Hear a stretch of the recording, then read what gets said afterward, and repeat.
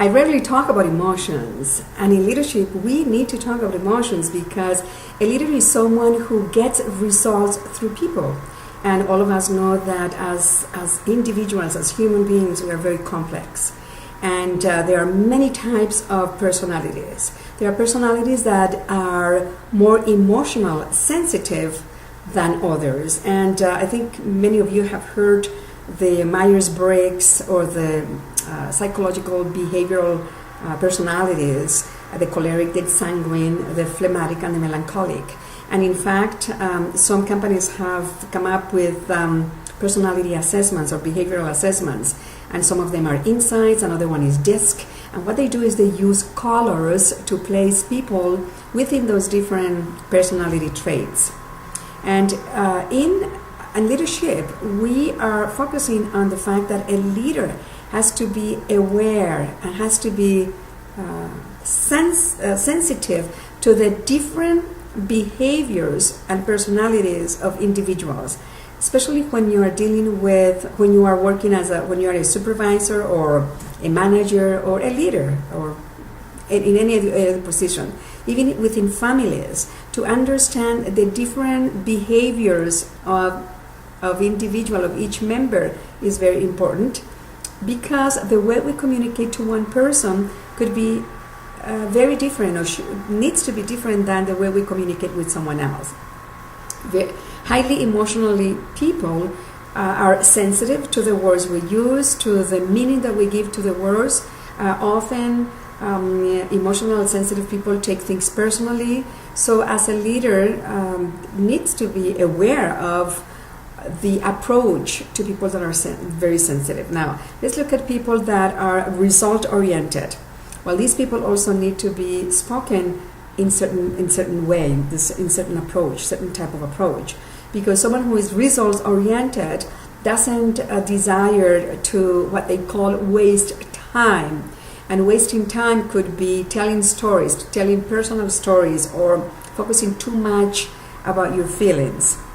And let's look at someone who is very focused on being correct, on being precise, on doing things with excellence, no mistakes.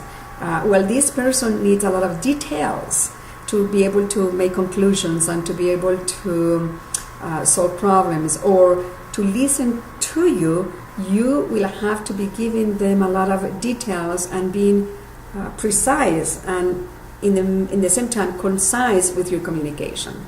And let's go back to the other extreme, let's call, between what I just mentioned and the one that I'm going to mention, which is the sanguine, which is a person who likes involvement, passion, excitement, spontaneity.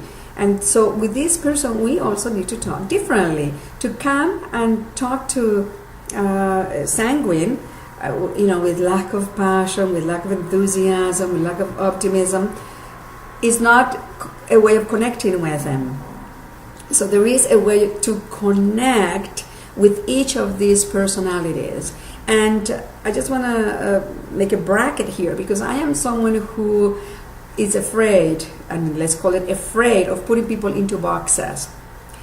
The role of a leader is to be aware, number one, or of everyone, and number one, that we all have these energies. All of us have these type of energies. And number two, that we can use each energy, which is, when am I going to be result-oriented? When am I going to be very precise and correct? When am I going to be caring, extremely caring for people? And when am I going to be optimistic, enthusiasm, and fun and passion?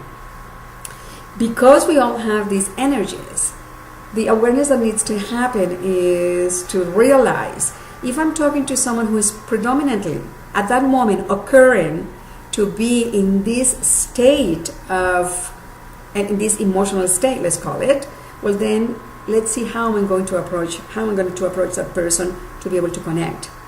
And being highly aware of those uniqueness and those differences obviously make a leader more effective, because really communication and leadership is about connection.